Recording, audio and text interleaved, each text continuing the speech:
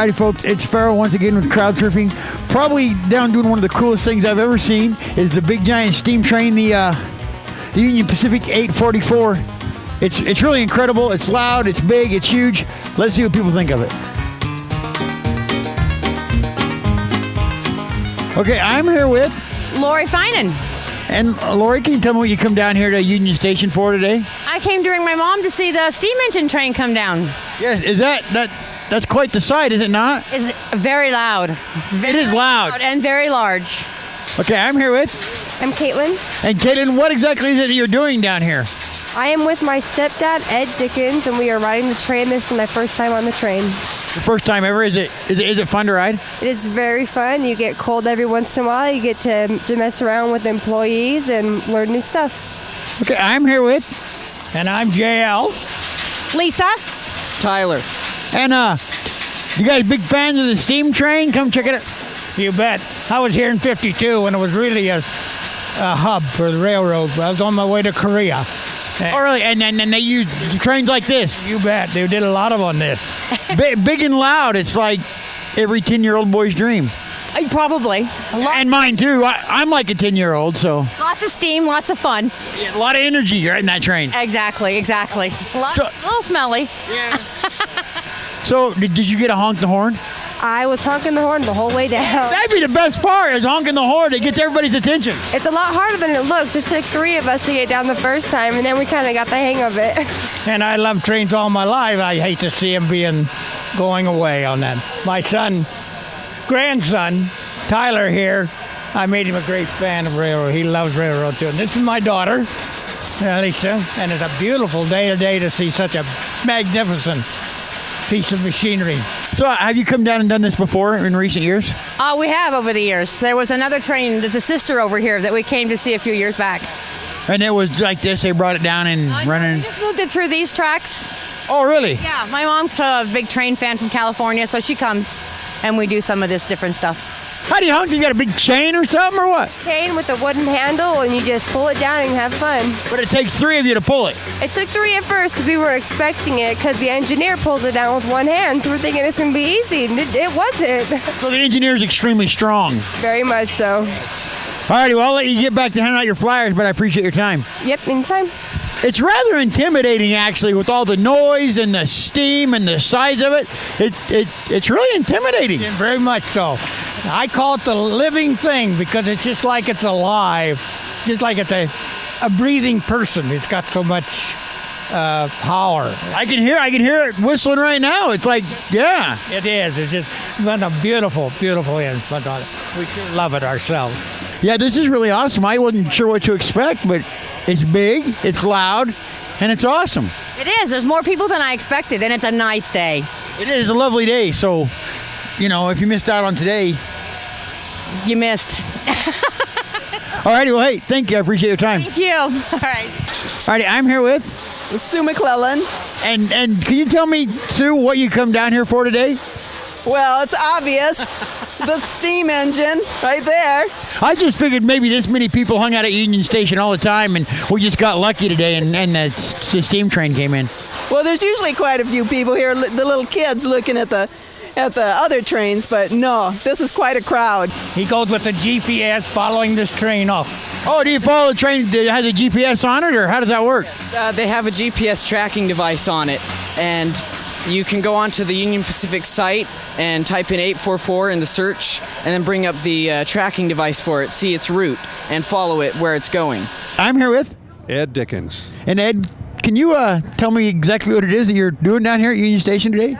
Well, today we brought the Union Pacific 844 into town. This locomotive is very special, 454 tons of rolling history, still operating, built in 1944, operated in regular service until 1959. It's never been retired. It's always been in service. It's really a magnificent machine, as you can see by all the people that have come down to look at it with us. What do you think of the train? It's awe-inspiring. It's just too much, especially when it was driving by and it had the whistle going off. Oh my goodness, just the power. Steam everywhere. It's humongous. It's amazing something that big can roll. Yeah, it is. It's amazing, and I hear it really can get going pretty fast, especially once it goes up to Morgan. Oh, they just open it up, huh? Yeah. All righty. Well, hey, I appreciate your time. Thanks for talking to me. Well, thanks. This is really a lot of fun to be at. So does it go all over the United States, or does it just stay in the West? Where have you seen it go? Its base is in Cheyenne, and it went to New Mexico and Nevada, and then it went up through Las Vegas here, and then it's heading back to Cheyenne. Oh, so it just stays pretty much in this general area here. That's still really cool, though, to see where it goes and what it does, huh?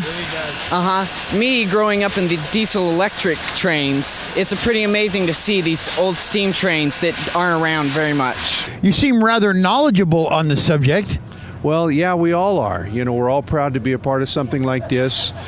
We enjoy the heritage equipment, the steam locomotives in particular.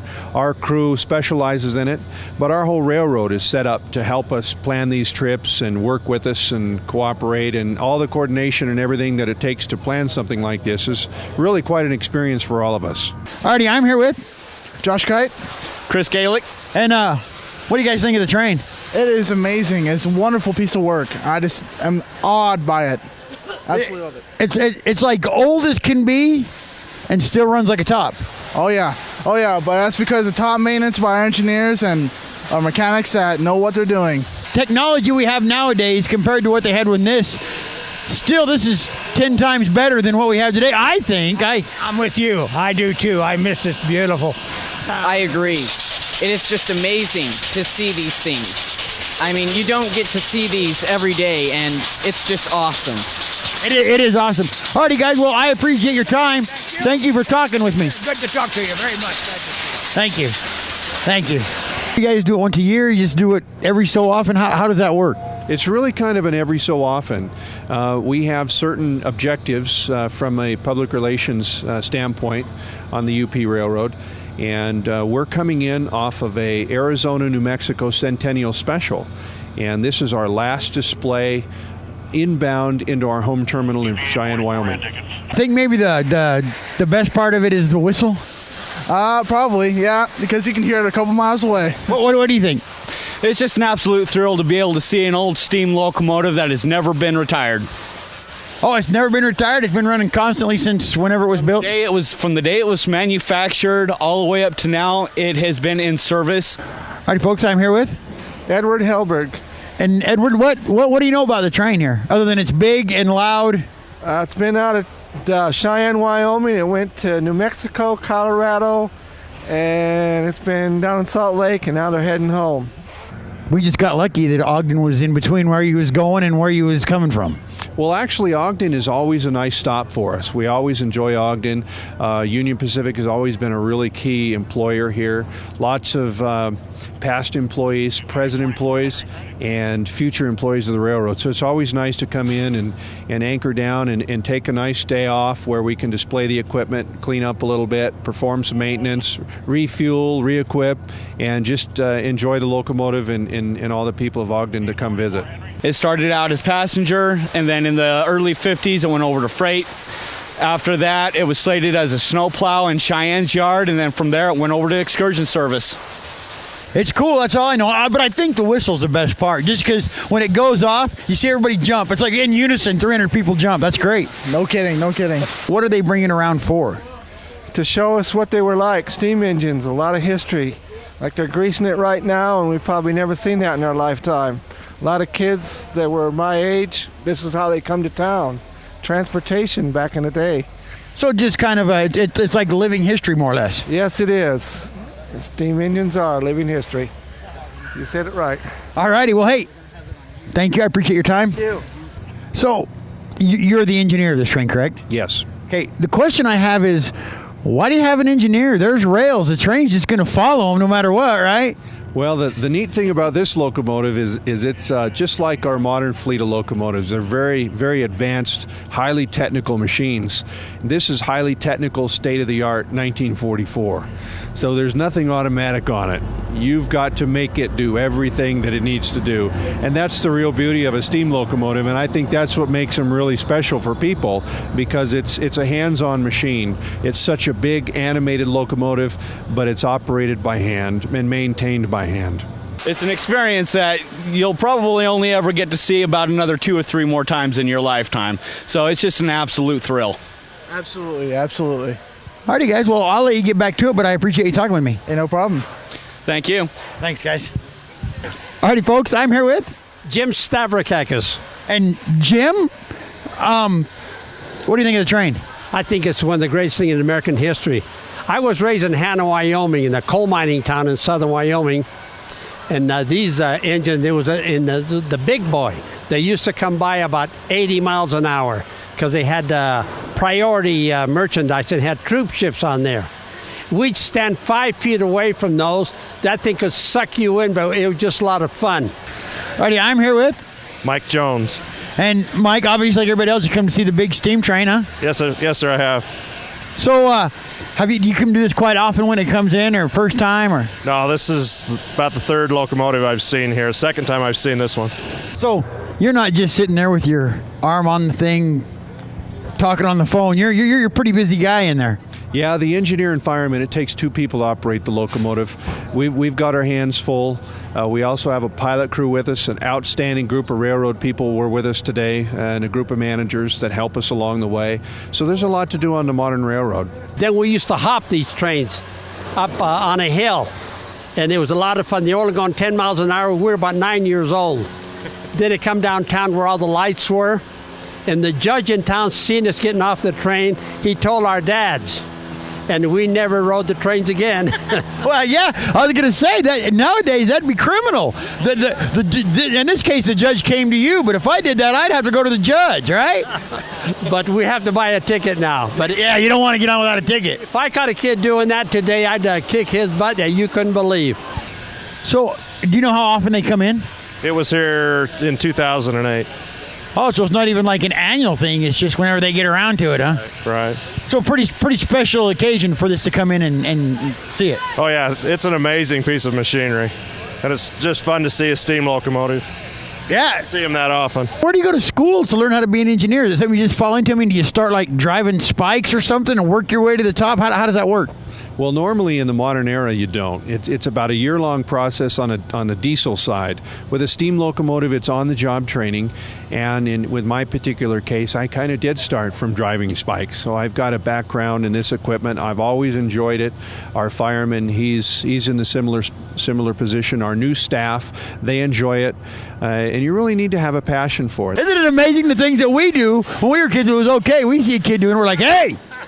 You can't do that. You can't do that. Yeah. But it's fun. I was on the board of Union Station for 13 years, and I just wanted, if we could keep the railroads, but it just got too expensive. And I think they wanted to haul baggage in packages, and they got rid of hauling passengers, you got to have a bar on the train, you got to have linen and all that stuff. So it's changed quite a bit. I've talked to a lot of people, but the consensus is it's huge. It is. It's one of the largest steam locomotives in the world operating right now. It's big. It's really cool. Loud and just powerful. And it's pretty amazing. It's fun to see. I mean, it's not like a diesel. This is alive. It's all steam.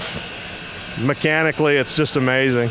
There's a lot to learn, a lot of history, and a lot of reading, and a lot of study, and a lot of on-the-job training, and it's not always easy days. There's a lot of difficulty in maintaining old equipment.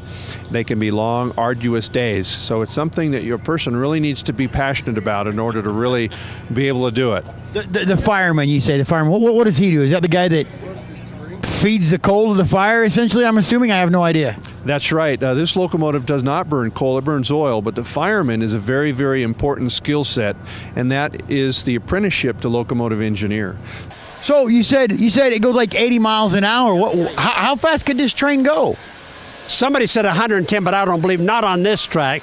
The vibration would knock it off the track. These are old tracks, and the ties now that are wood, they make them, they're over here made out of cement. I've seen that, the concrete railroad ties, yeah. They last for 50 years, but these are all rotted and everything, but I would not want to be on that doing 110. I don't think so, yeah, right? Downhill. All righty, sir. Well, I appreciate your time. Thank you for talking with me. My pleasure. Thank you, guys. And it's like raining on us. Is that from the... That's the steam coming out of it, yeah. Oh, as it turns back into water, right? Yeah. Had I paid attention in science class, I would have known this. All right, well, hey, I appreciate your time. Thank you. Thank you.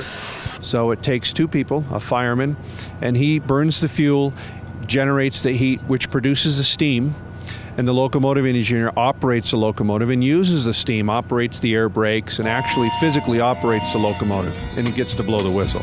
That would be the best part. I told somebody earlier that'd be the best part of the whole thing is blowing the whistle, right? Absolutely. That whistle is really something that we all enjoy, but because of its uniqueness and it's very loud, it's designed as a form of communication, and I don't know if you had an opportunity to hear us come in, but it really speaks for itself, doesn't it? Hey, not only can you hear it, you can feel it. You can feel it, and that's just like our horns on our diesel fleets today. They're designed as a means of communicating and providing warning to the public. Alrighty, well, hey, I appreciate your time. Thank you. Thank you for talking with me. Thank you very much. Alrighty, folks, hey, thanks for watching. If you weren't down here to experience this, you really missed out. This is something that honestly, it's incredible. I'm really amazed at this. So if you missed out, it's too bad. Make sure you check us out on our YouTube page, Crowd Surfing Utah, all one word.